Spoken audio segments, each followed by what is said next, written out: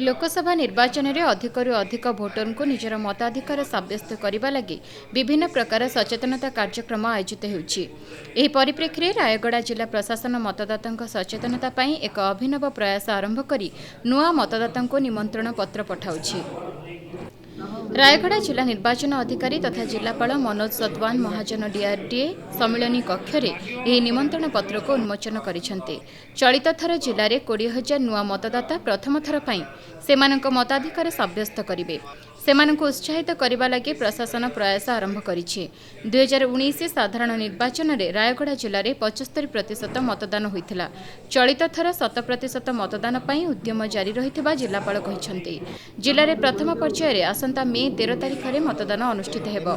प्रथम थरे ए वर्ष इलेक्शन वोट करबा सेमानक पय हम नुआ उपक्रम हाथ में नउछंती कि सेमानक हम टिके जमती ब्यागर रे निमंत्रण पत्रिका देउछंती से हिसाब रे हम तांको पोलिंग रे माने हमारे 13 मई रे जो साइमल्टेनियस इलेक्शन हेबा ता पय हम तांको निमंत्रण देउछंती कि आपन आसंतु और निजरे वोट पकाइब और निजरे वोट पका कि निजे को भी गर्वित करंतु और देश रे भी गर्वित करिब या पई उपक्रम अछि जो वोटर मानन को सचेतना करिबा पई हमर जो 2019 रे 75% वोटिंग थिला ताको और बढ़ावा पई हमर चेष्टा चाली छे।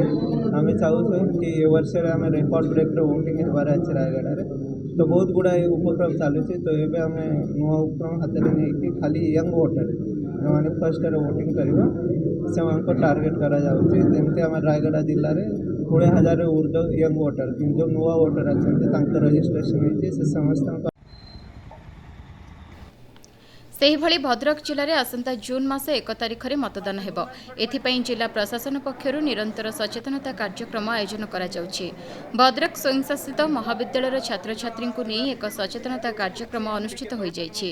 एथिरे जिला योजना विभाग युग्म निर्देशक महेश चंद्र स्वाई भद्रक महाविद्यालय अध्यक्ष दुर्गाशंकर दास समेत छात्र छात्री जोगदे गणतंत्र महापर्व में सामिल हेबा पई संकल्प नेइथिले।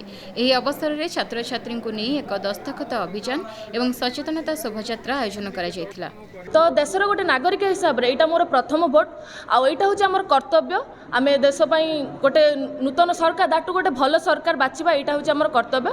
तेणु मु समस्त को अनुरोध करबी मु गोटे भल सरकार बाछिबा छ तो मु समस्त को अनुरोध करबी हमर भद्रक जिल्ला रे जून 1 तारिख रे निर्वाचन हबो एवं आमे समस्त भोट दबा एवं ता सहित भल कैंडिडेट को बाछिबा एवं देश एवं जिलार राज्यर उन्नति करिबा। भोटर अवेयरनेस प्रोग्राम रो ब्रांड एम्बेसडर होइकरी अंततः जनक पीछा 100 लोकों को मोटिवेट करिवे से माने मतदान कार्यक्रम रे जून 1 तारिख रे भाग नेकरी आमर प्रतिनिधि राज्य पे प्लस देश पे प्रतिनिधि चयन करिवे। आगामी 2024 साधारण निर्वाचन भद्रक जिले में 1 जून 2024 अनुष्ठित होबाकु थिबा ए निर्वाचन प्रक्रिया को गणमाध्यम लोकप्रतिनिधि मानकर लोक मान पाखे पहुँचाइवाई आज भोटर सचेतनता कार्यक्रम अनुष्ठित होउछि।